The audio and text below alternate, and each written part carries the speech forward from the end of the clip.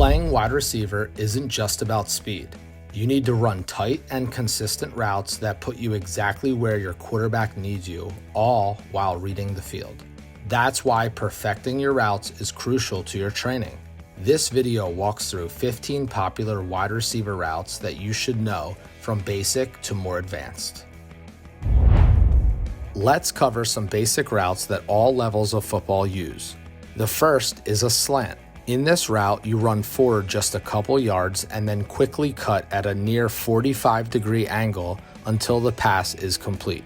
A slant is the most effective when you try to juke out the defensive player guarding you. The comeback is also known as a hitch route and can be used for both short and longer yardage situations. When you reach your designated yardage, you'll quickly turn back to catch the ball. When changing direction, plant your foot and turn in the opposite direction. This makes it easier to quickly adjust your direction. In a 5-yard out, run forward for 5 yards, then quickly turn on a 90-degree angle toward the sideline, running parallel to the line of scrimmage. This route is perfect when you want to take advantage of a weaker defensive side. To complete a post, run straight forward for 5 to 10 yards, then cut at a 45-degree angle toward the center of the field.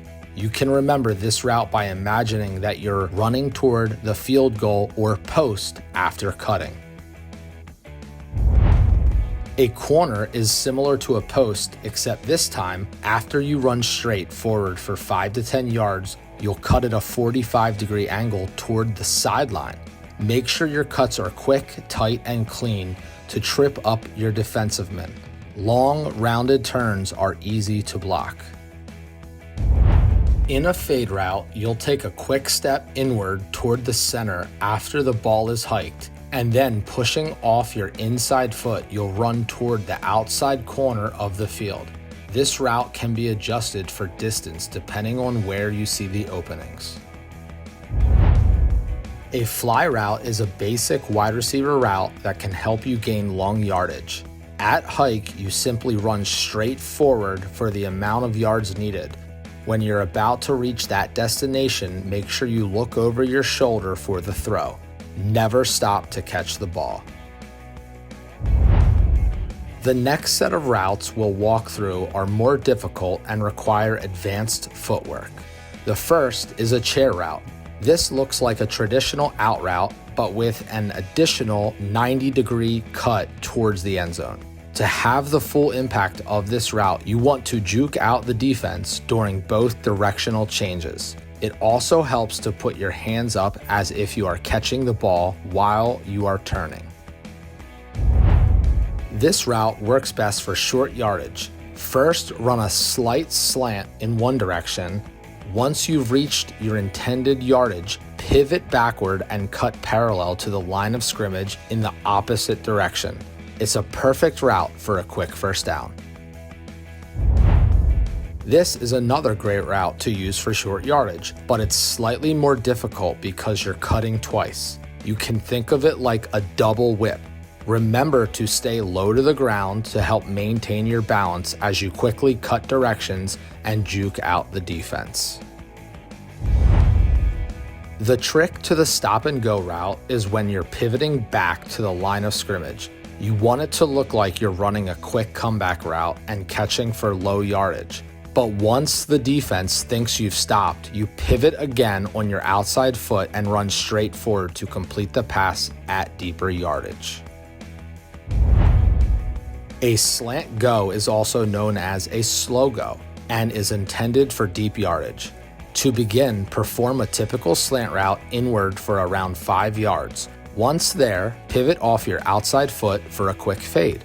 Keep in mind that both angles of your slant and fade can be adjusted and customized for your team.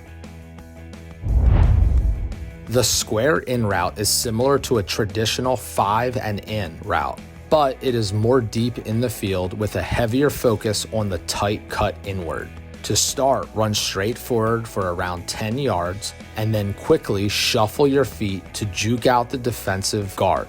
Remember to push off your outside foot to make a 90-degree angle toward the inside of the field. This will prevent you from rounding your turn. The dig route has two changes in direction that are made with quick pivots. Run straight forward about 7 yards and cut inward at a 45-degree angle as if you are running a post. After running a few yards in the new direction, juke once again and pivot 45 degrees until you're running parallel with the line of scrimmage. Keep running parallel until you make the catch. The wheel route is used by the inside or slot receiver. You want to start by running a rounded slant outward. After running this rounded route for a few yards, you'll perform another wheel and move upward on the field, similar to a fly route. The rounded direction changes are intended to strategically position yourself around the outside or wide receiver. Crossing the wide receiver this way makes it more difficult for the defense to guard their players.